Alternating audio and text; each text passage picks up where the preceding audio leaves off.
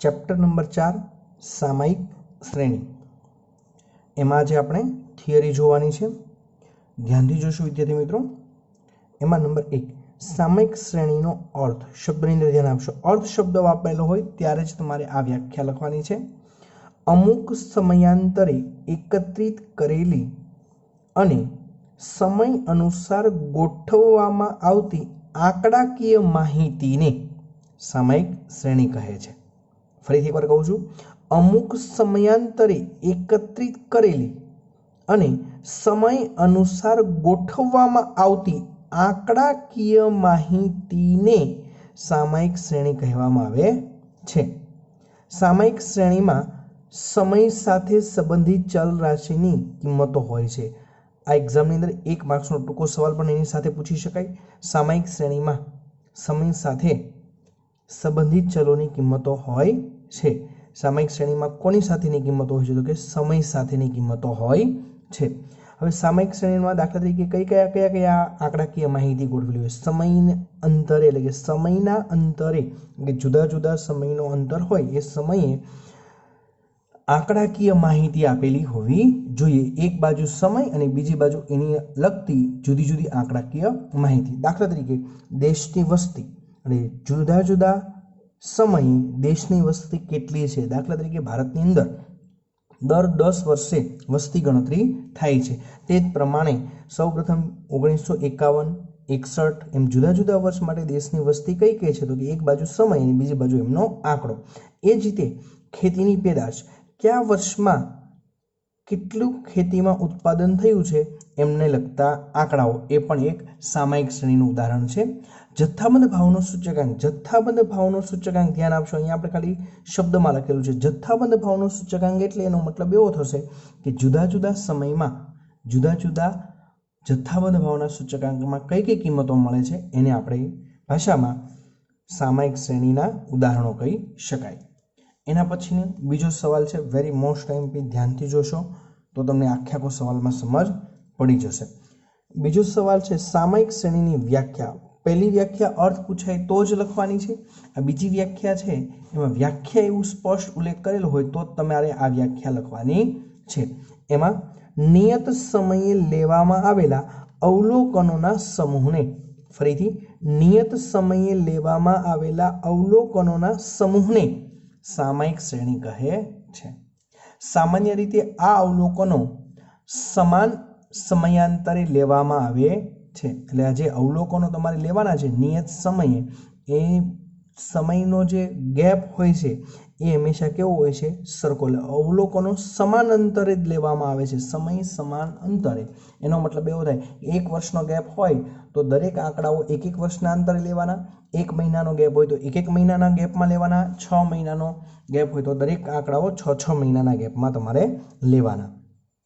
સામયિક શ્રેણીમાં સમય t એ નિરપેક્ષ ચલ છે અને yt એ સાપેક્ષ ચલ છે। 1 માર્ક્સનો ટૂંકો સવાલ પણ આના ઉપરથી પૂછાતો હોય છે।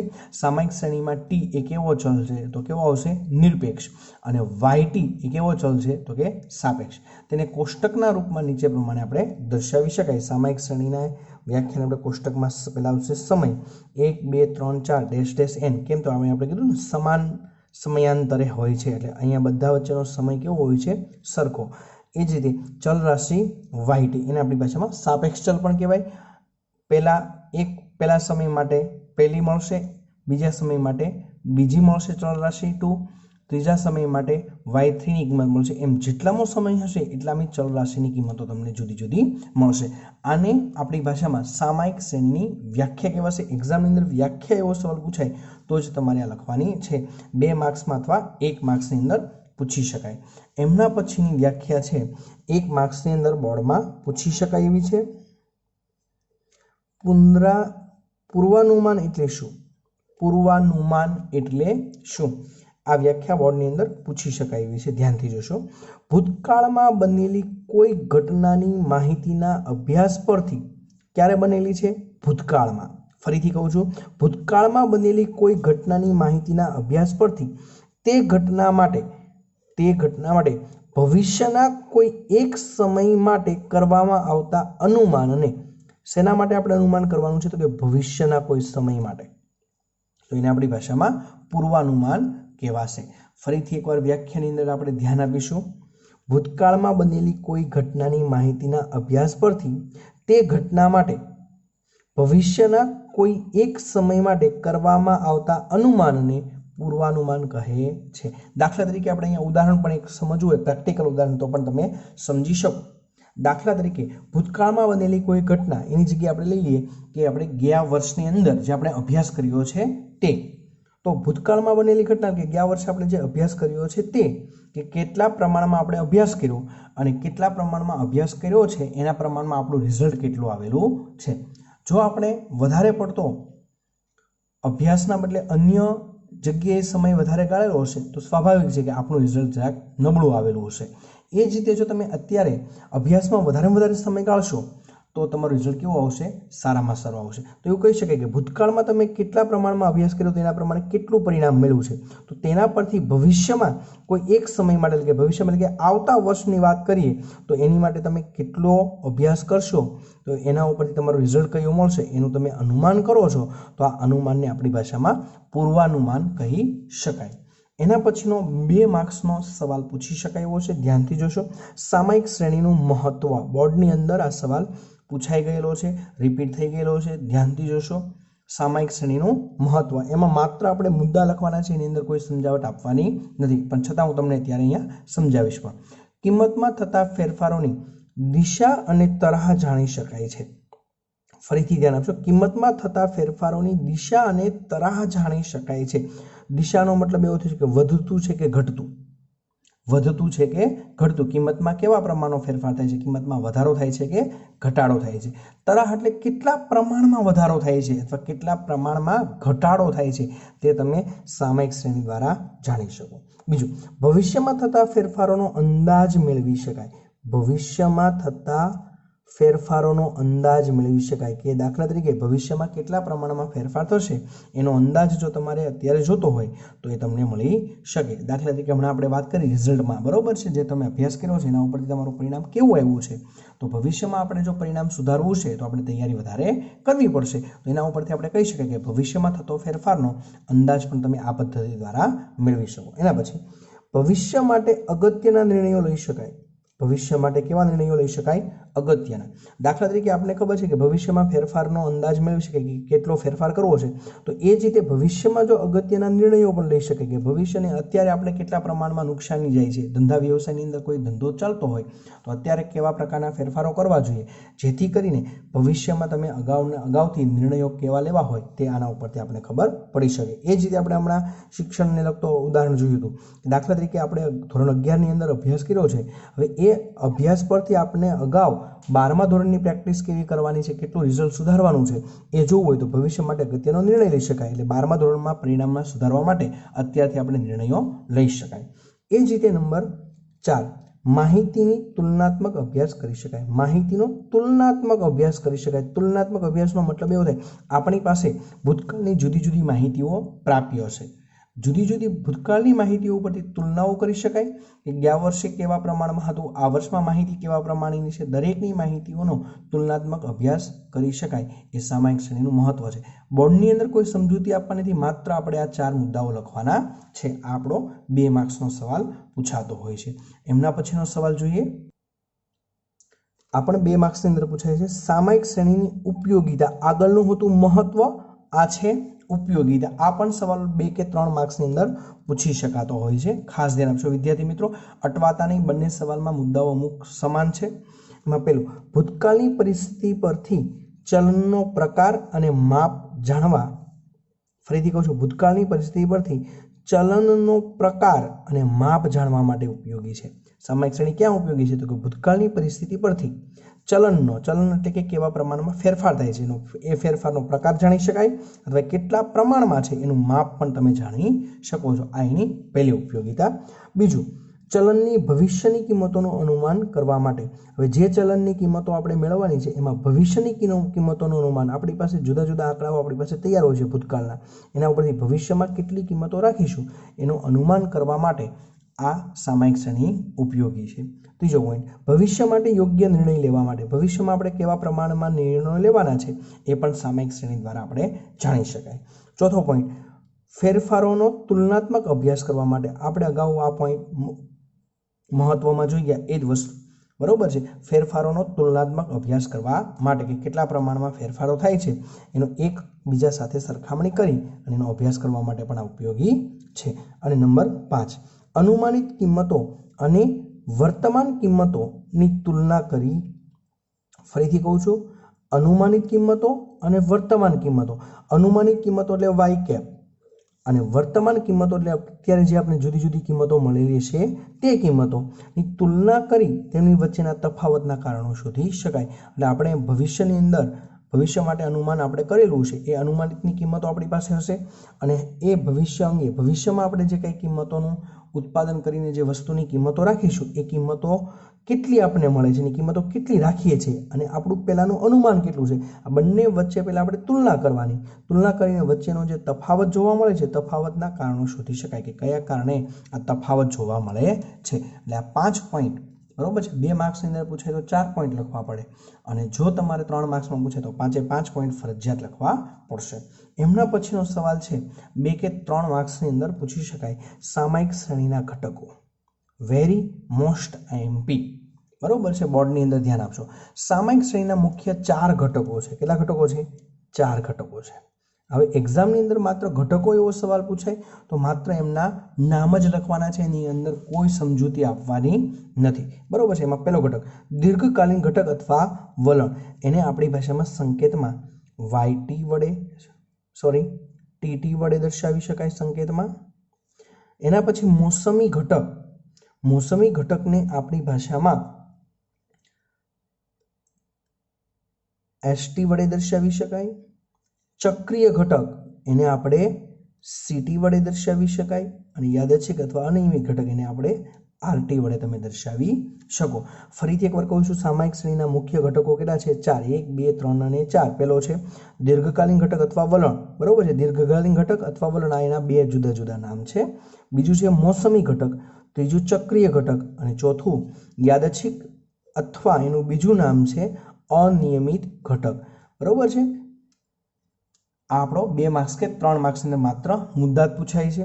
હવે એક્ઝામની અંદર ક્યારેક એના ઉપરથી પછી આપણે ટૂંક નોંધ પૂછાય છે 2 માર્ક્સ કે 3 માર્ક્સની અંદર કે દીર્ઘકાલીન વલણ અથવા દીર્ઘકાલીન ઘટક સમજાવો, દીર્ઘકાલીન ઘટક અથવા દીર્ઘકાલીન વલણ સમજાવો। ત્યારે તમારે આખી થિયરીના સ્વરૂપે, ટૂંક નોંધના સ્વરૂપે 2 માર્ક્સમાં અથવા 3 માર્ક્સમાં આ લખવું પડે, ફરજિયાત છે।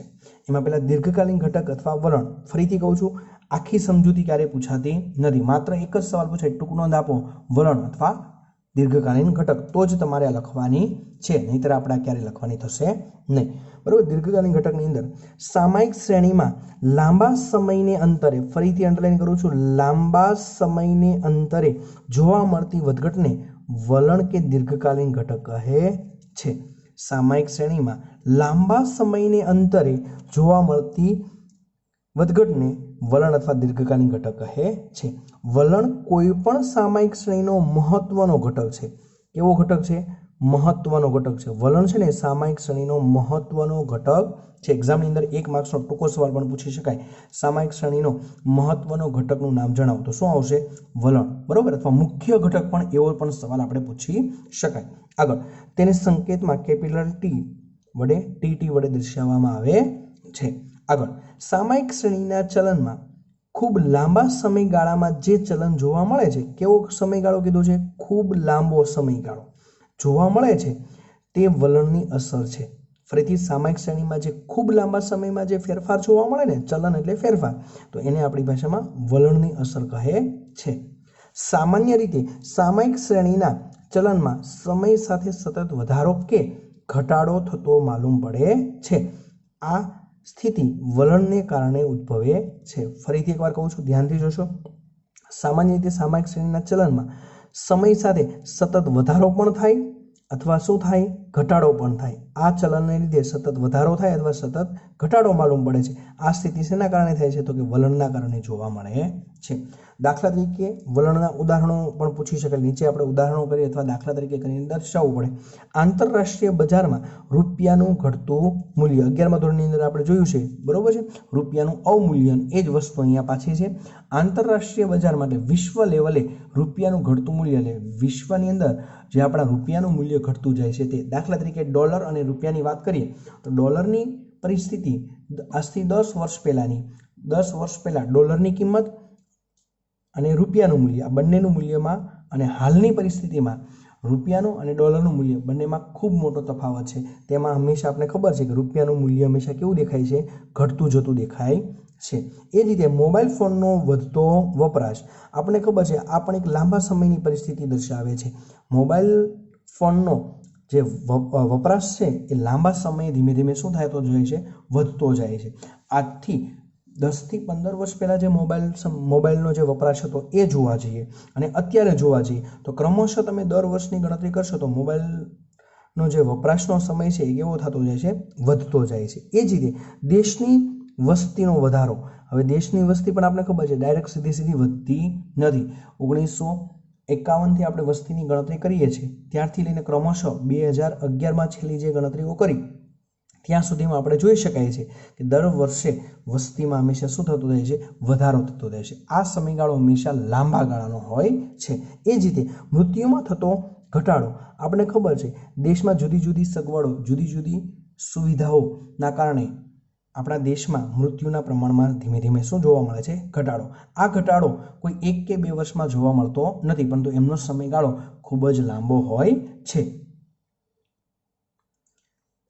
આગળ, વલણમાં લાંબા સમયની વધઘટનો અભ્યાસ કરતો હોવાથી સામયિક શ્રેણીમાં વચગાળાના કે ટૂંકા સમયની વધઘટો ધ્યાનમાં લેવામાં આવતી નથી। ફરીથી ધ્યાન આપશો, બોર્ડની અંદર 1 માર્ક્સનો ટૂંકો સવાલ પૂછાય, વલણમાં કયા સમયની વધઘટો ધ્યાનમાં લેવામાં આવતી નથી?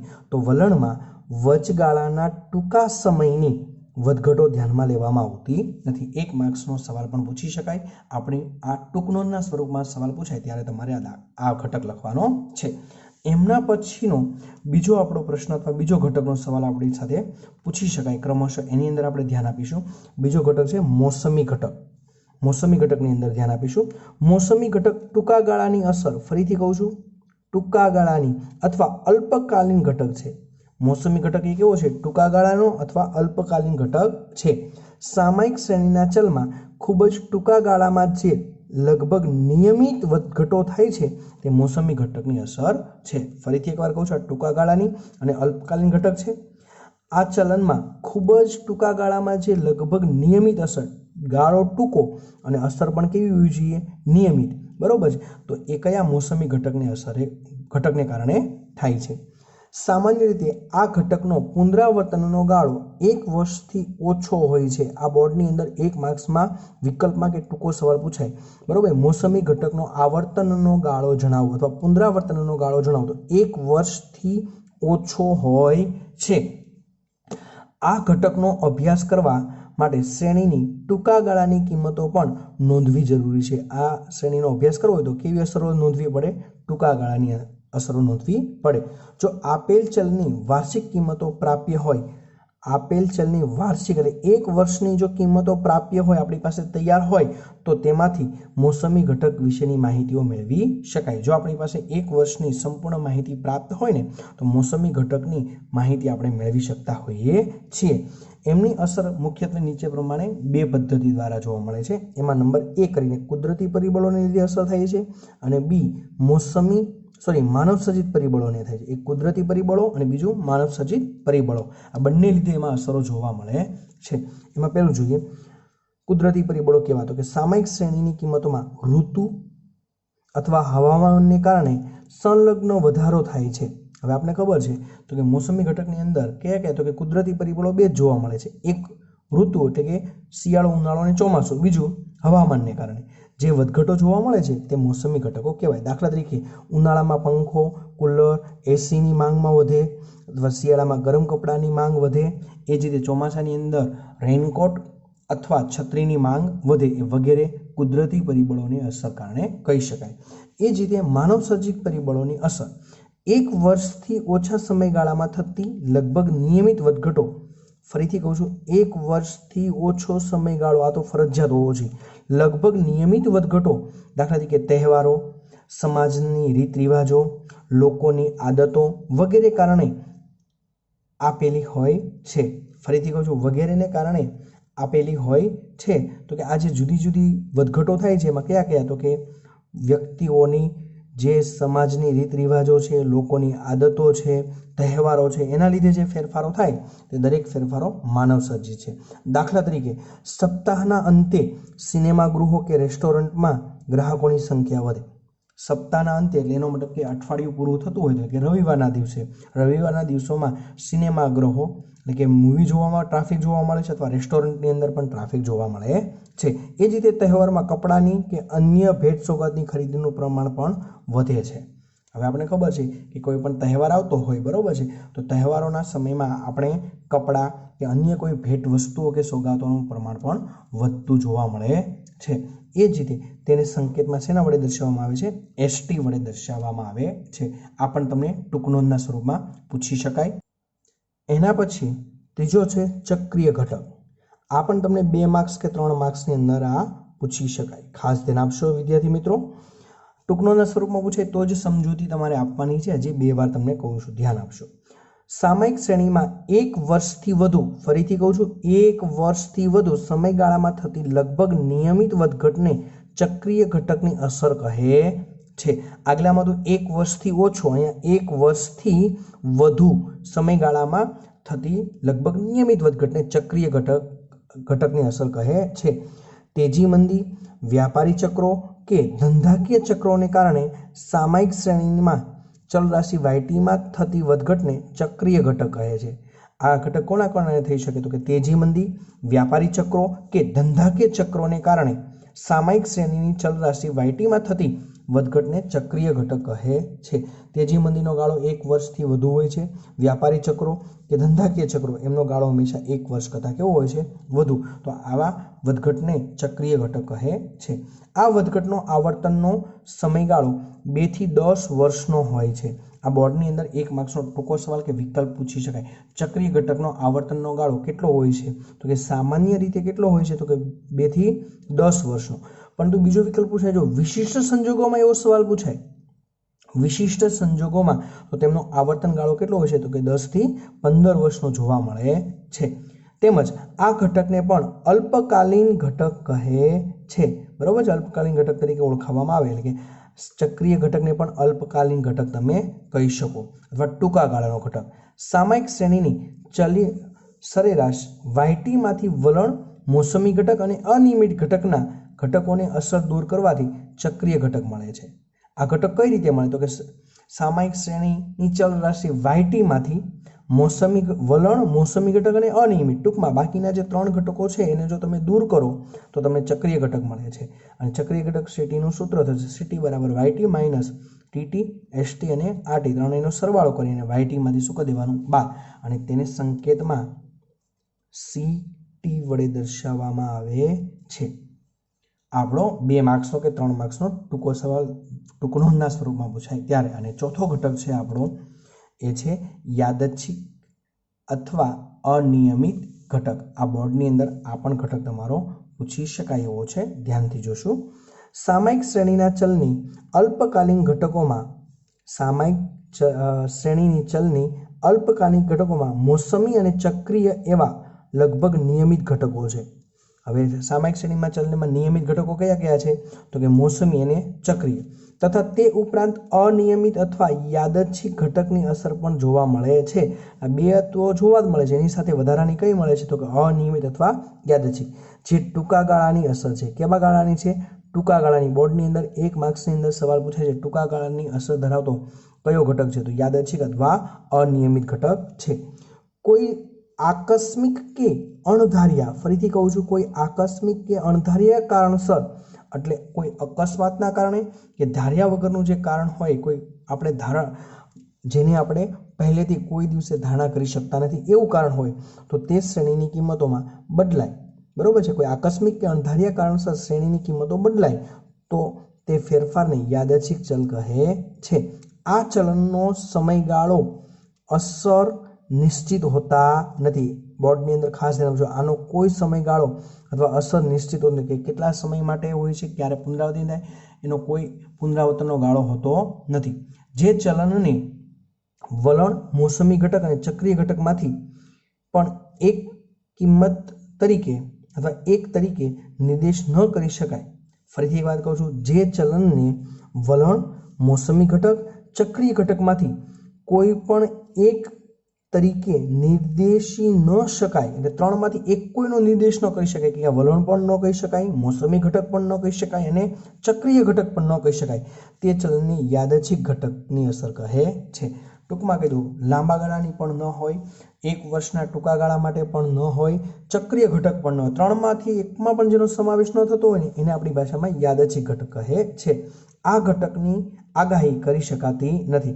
વેરી મોસ્ટ ટાઈમ ખાસ ધ્યાન રાખજો, કયા ઘટકની આગાહી કરી શકાતી નથી? તો કે યાદચ્છિક ઘટકની આગાહી કરી શકાતી નથી. આ પણ આપણો ટૂંકો સવાલ તરીકે પૂછી શકાય. તેમનું પુનરાવર્તન નિયત સમયે થતું નથી, અને એનું પુનરાવર્તન કોઈ નિયત સમયે થતું નથી. કોઈનો ફિક્સ સમય હોતો નથી કે એનું પુનરાવર્તન થશે, અને તેના પર અંકુશ લાવી શકાતો નથી, એટલે કે આ ઘટક ઉપર કોઈ પણ પ્રકારનો અંકુશ પણ મેળવી શકાતો નથી. ખાસ ધ્યાન આપશો.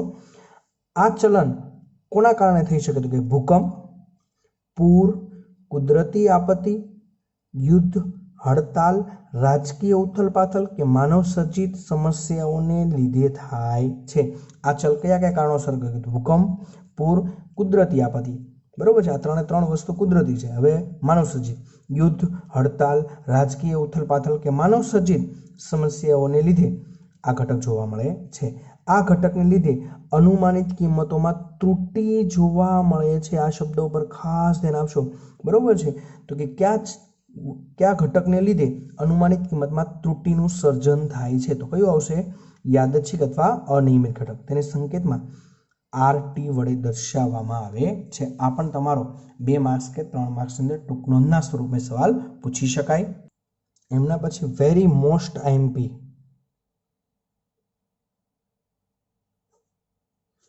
વેરી મોસ્ટ IMP 2 માર્ક્સનો સવાલ છે. સામયિક શ્રેણીનું યોગનીય મોડેલ જણાવો. તો સામયિક શ્રેણીનું યોગનીય YT બરાબર TT plus ST plus CT plus RT, જ્યાં કરીને ત્રણેય વસ્તુ લખવું પડે. TT બરાબર વલણ, ST બરાબર મોસમી ઘટક, CT બરાબર ચક્રીય ઘટક અને RT બરાબર યાદચ્છિક ઘટક. આ આખું જ્યાં સાથે લખવું પડે તો 2 માર્ક્સની અંદર પૂછાતું હોય છે. બોર્ડની અંદર આ સવાલ રિપીટ પણ થઈ ગયેલો છે. એમના પછીનો 1 માર્ક્સનો ટૂંકો સવાલ પૂછી શકાય. 1 માર્ક્સ માટે વલણ માપવાની રીતો જણાવો. વલણ માપવાની રીતો 3 છે. એક આલેખની રીત, ન્યૂનતમ વર્ગોની રીત અને ચલિત સરેરાશની રીત. કેટલી રીતો છે? 3 રીતો છે. એના પછીનો 1 માર્ક્સનો ટૂંકો સવાલ તરીકે પૂછી શકાય, સામયિક શ્રેણીમાં મુખ્ય ઘટક કયો છે? મુખ્ય ઘટક અથવા મહત્વનો ઘટક. આપણે આ સવાલ આગળ જોઈ ગયા છે. બરોબર, મુખ્ય અથવા મહત્વનો ઘટક કયો છે? તો સામયિક શ્રેણીમાં મુખ્ય ઘટક કયો છે? વલણ છે, અથવા એને આપણી ભાષામાં દીર્ઘકાલીન ઘટક પણ કહી શકાય. એના પછીનો ટૂંકો સવાલ પૂછી શકાય 2 માર્ક્સમાં, સુરેખ વલણ અથવા સુરેખ મોડેલ જણાવો. આગળ હતો સવાલ, આપણો ધ્યાનથી જોશું. સામયિક શ્રેણીનું યોગનીય મોડેલ કહે તો જ આ લખવાનું છે, અને સવાલમાં સુરેખ મોડેલ જણાવો એવું કહે તો તમારે YT બરાબર alpha plus beta T plus UT આ સમીકરણ તમારે લખવાનું છે, જ્યાં YT એ સાપેક્ષ ચલ છે, T એ નિરપેક્ષ ચલ અથવા સમય છે, આલ્ફા અને બીટા અચળાંકો છે અને UT એ વિક્ષેપ ચલ છે. આ આપણી આજની થિયરીઓ છે. તો દરેક વિદ્યાર્થીઓએ આ થિયરી ધ્યાનથી સમજવાની છે, ધ્યાનથી જોવાની છે, અને દરેક વિદ્યાર્થીઓ ફરજિયાત તેમને તેમના ચોપડાની અંદર આ દરેક થિયરીઓ લખવાની છે, જેથી કરીને દરેક વિદ્યાર્થીઓ લખી અને તેમનો ફોટો પાડી અને મને મોકલવાનો છે.